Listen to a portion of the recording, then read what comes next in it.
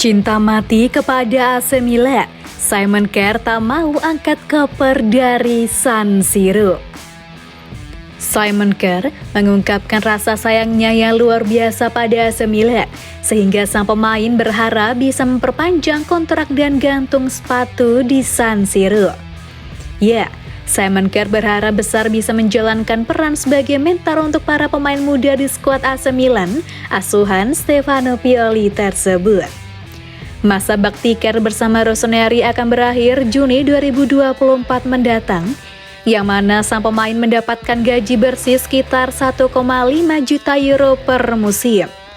Sang penyelamat Christian Eriksen saat kolaps di Euro 2020 itu setidaknya bisa memperpanjang masa baktinya setahun lagi, tetapi dengan pemotongan gaji. Kjær sendiri memang tampak kesulitan untuk tampil ciamik pada pramusim 2023-24 ini, sehingga sudah jelas ia tak akan menjadi pilihan utama Pioli lagi untuk menjaga lini bertahan. AC Milan kiranya akan mempercayakan sosok seperti Fikayo Tomori, Malick Thiaw, Pierre Kalulu, dan kiranya Marco Pellegrino untuk menjaga pos bek tengah, sedangkan peran Simon Kjær hanya untuk memberikan masukan saja. Di sisi lain, ada momen menarik yang mana Theo Hernandez mencak-mencak pada Stefano Pioli karena Ruben Loftus-Cheek. Penampilan ciamik Rossoneri itu salah satunya tak lepas dari penampilan Ruben Loftus-Cheek yang membuat lini tengah Milan menjadi kuat. Tak bisa dipungkiri, keberadaan pria berpaspor Inggris itu sebagai gelandang box-to-box memang sangat penting bagi tim merah hitam. Ruben Loftus-Cheek terpantau berkontribusi dalam 1 gol kala Milan menang 1-2 atas AS Roma pada Sabtu 2 September di Stadion Olimpico. Sempre Milan menyoroti kebingungan saudara Lucas Hernandez itu yang mempertanyakan mengapa Loftus-Cheek ditarik keluar. Apakah Theo Hernandez bertanya soal Stefano Pioli untuk mengganti Ruben Loftus-Cheek karena bermain sangat baik? Kicau Sempre Milan. AC Milan tentu bernafas lega jika Ruben Loftus-Cheek mendapat pengakuan dari rekan setimnya yang lain setelah transfernya ke San Siro dipertanyakan.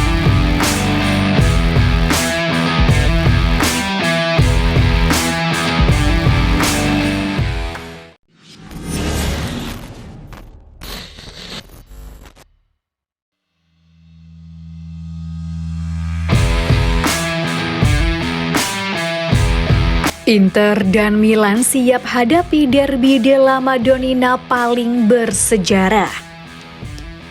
Inter Milan dan AC Milan akan saling berhadapan di pekan keempat Serie A. Ini akan jadi derby della Madonnina, di mana keduanya berada di puncak klasemen. Tanggal 16 September akan jadi pekan pertama dalam sejarah Inter Milan dan AC Milan saling berhadapan, dengan kedua tim berada di posisi puncak klasemen dengan status meraih kemenangan sempurna di 3 laga pertama Serie A. Inter telah berada di puncak klasemen dalam 28 kesempatan ketika kedua tim bertemu. Milan telah menjadi pemimpin klasemen dalam 36 pertemuan sebelumnya, namun belum pernah bermain dalam posisi imbang dalam perebutan gelar juara. Kedua tim sama-sama meraih poin maksimal dari 3 laga pembuka mereka di musim 2023-24. Sebuah pencapaian yang belum pernah disamai oleh tim lain di divisi ini. Nerazzurri meraih kemenangan atas AC Monza di pekan pertama, yang dilanjutkan dengan kemenangan Milan melawan Cagliari, dan yang terbaru, mereka mengalahkan Fiorentina dengan skor yang sangat meyakinkan. Sementara Rossoneri, mereka berhasil mengalahkan Bologna di pekan pertama, mengalahkan Torino, dan yang terbaru, mengalahkan AS Roma di Olimpico. Inter belum pernah kebobolan pada musim ini dan saat ini memiliki selisih gol yang lebih unggul. Meskipun metrik tersebut menjadi tidak terlalu relevan, mengingat gelar juara Serie A akan ditentukan melalui 1 kali tiebreaker.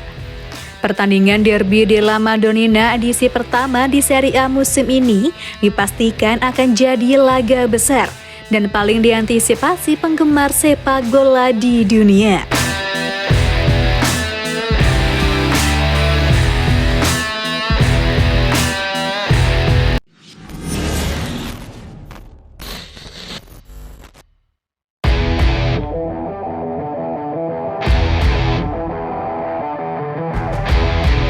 Pioli akan andalkan duo Tika di lini belakang untuk hentikan duo Inter Tula.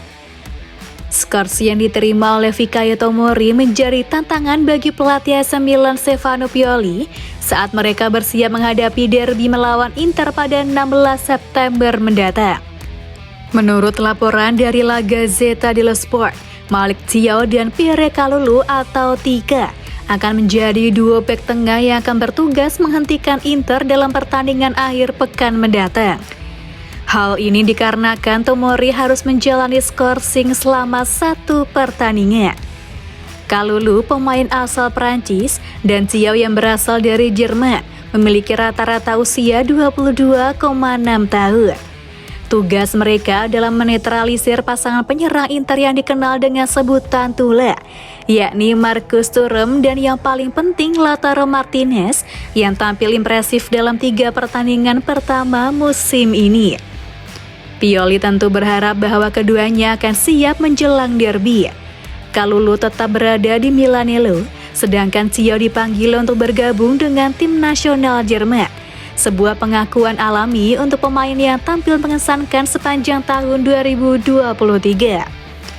Karakter baik Kalulu maupun Thiaw sangat menguntungkan, mengingat kedua pemain tersebut tidak pernah terlibat dalam masalah disiplin. Bahkan mereka telah berhasil menghadapi pemain berkualitas tinggi seperti Harry Kane dalam pertandingan Liga Champions.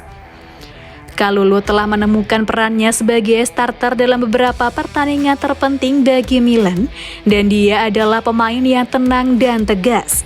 Hal ini merupakan perkembangan yang positif setelah musim Scudetto lalu, di mana ia berkembang sebagai bek tengah. Musim lalu, Kalulu dan Thiaw telah berbagi lapangan dalam 21 pertandingan, meskipun mayoritas dalam formasi 3 pemain bertahan. Namun mereka juga telah bermain bersama sebagai bek tengah dalam formasi 4 pemain bertahan dalam 4 pertandingan.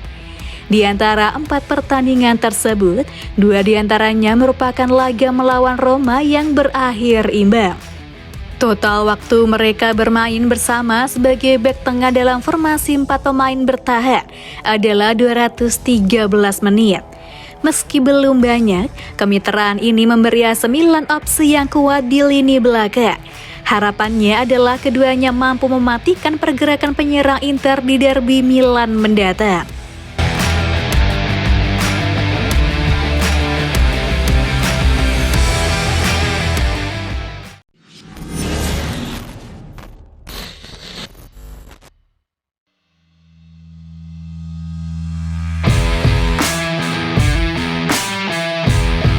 Inilah para pemain yang didaftarkan AC Milan untuk kompetisi Liga Champions. Pelatih kepala AC Milan Stefano Pioli telah mengumumkan skuadnya untuk babak grup Liga Champions, dan kehadiran yang mengejutkan adalah Mattia Caldara. Laporan dari La Gazzetta dello Sport menyebutkan bahwa Caldara, setelah 2 musim dipinjamkan ke Venezia dan Spezia, akan tersedia untuk Pioli dalam pertandingan melawan Newcastle, PSG dan Borussia Dortmund di Liga Champions. Meskipun kontrak Caldara berakhir pada bulan Juni dan ia saat ini adalah bek tengah ke-6 dalam hierarki tim, ia memiliki nilai strategis dalam daftar Eropa karena ia merupakan produk dari akademi pemuda tim lokal Italia seperti Alessandro Florenzi, Marco Sportiello, dan Antonio Mirante. UEFA mengharuskan setiap klub untuk mencantumkan sejumlah pemain yang telah melalui pelatihan akademi, baik dari klub itu sendiri maupun dari negara tempat klub tersebut berbasis. Daftar Liga Champions akan terdiri dari 23 pemain dan harus diajukan hingga tengah malam dengan kemungkinan perubahan hingga hari ini pukul 18.00 WIB. 3 pemain yang dikecualikan dari skuad ini adalah Ismail Bennacer yang masih mengalami masalah lutut, serta 2 pemain baru Marco Pellegrino dan Luca Romero. Berikut adalah skuad AC Milan untuk Liga Champions. Kiper: Maignan, Mirante, Sportiello. Back: Calabria, Caldara, Florenzi, Kalulu, Kerr, Theo Hernandez, Thiaw, Tomori. Gelandang Adli, Krunic, Loftus-Cheek, Musa, Pobega, Reinders. Penyerang Chukwueze, Giroud, Jovic, Leo, Okafor, Pulisic.